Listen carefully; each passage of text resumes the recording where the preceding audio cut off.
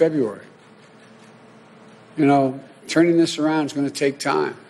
We might not see improvement until we're well into March, as it will take time for our COVID response plan to begin to produce visible progress. The second thing to know is the Trump administration's plan to distribute vaccines is falling behind, far behind. We're grateful to the companies, the doctors, the scientists, the researchers, the clinical trial participants, and Operation Warp Speed for developing the vaccines quickly.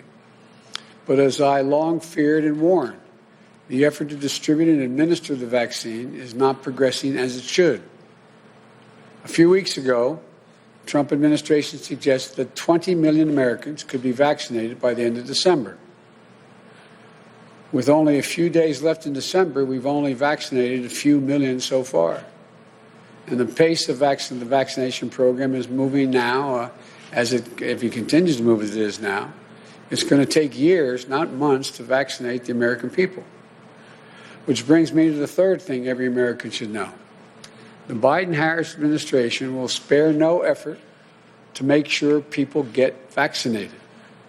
I've laid out 3 challenges in our first 100 days. One of them is ensuring that 100 million shots have been administered by the end of the first 100 days. If Congress provides the funding, we'd be able to meet this incredible goal. It would take ramping up 5 to 6 times the current pace to 1 million shots a day.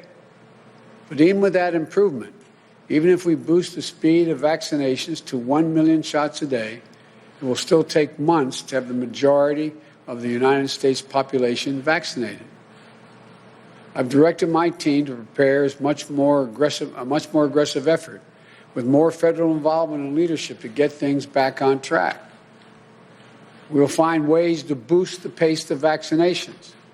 But as Dr. Fauci and others have stated these past few days, this will take more time than anyone would like and more time than the promises from the Trump administration have suggested. This is going to be the greatest operational challenge we've ever faced as a nation. But we're going to get it done. But it's going to take a vast new effort that's not yet underway. And to get things, and that gets me to the fourth thing that we should know. I'm going to move heaven and earth to get us going in the right direction. I'm going to use my power under the Defense Production Act when I'm sworn in order private industry to accelerate the making of the materials needed for the vaccines as well as protective gear.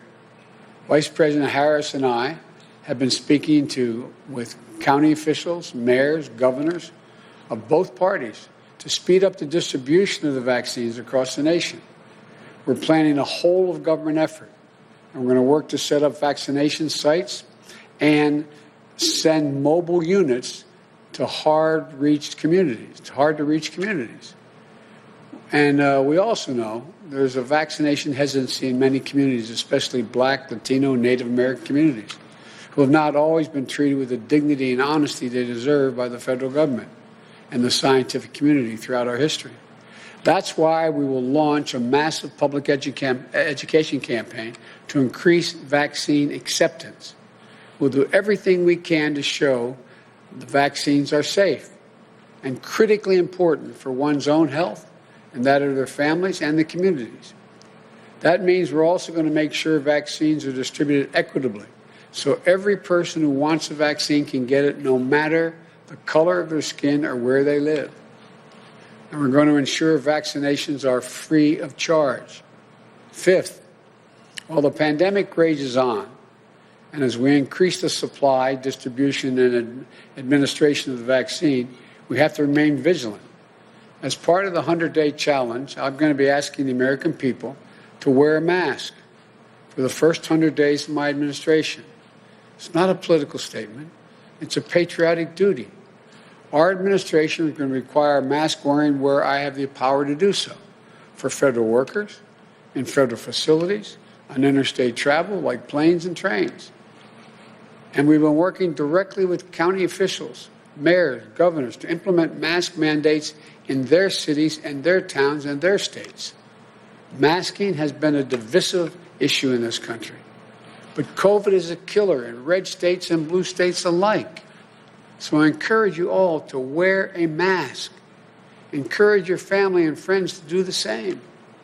It's one of the easiest things we can do that will make a huge difference to save lives. Another 100-day challenge is opening most of our K through 8 schools by the end of the first 100 days in the spring. Look, we can only do that if Congress provides the necessary funding so we get schools, districts, communities, and states the resources they need for those so many things that aren't there already in a tight budget. They need funding for testing to help reopen schools, more funding for transportation so students can maintain social distances on buses. They need it for school buildings, for additional cleaning service, protective equipment, ventilation systems. This is going to require an additional tens of billions of dollars to get this done.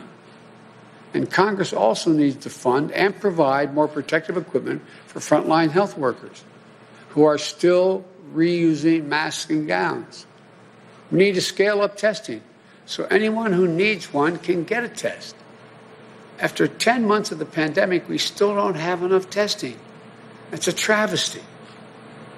All this, vaccinations, testing, protective gear, is going to require more funding from Congress, more than was just approved. That's why I'll propose a COVID action package early next year and challenge Congress to act on it quickly. Look, my ability to change the direction of this pandemic starts in 3 weeks. With thousands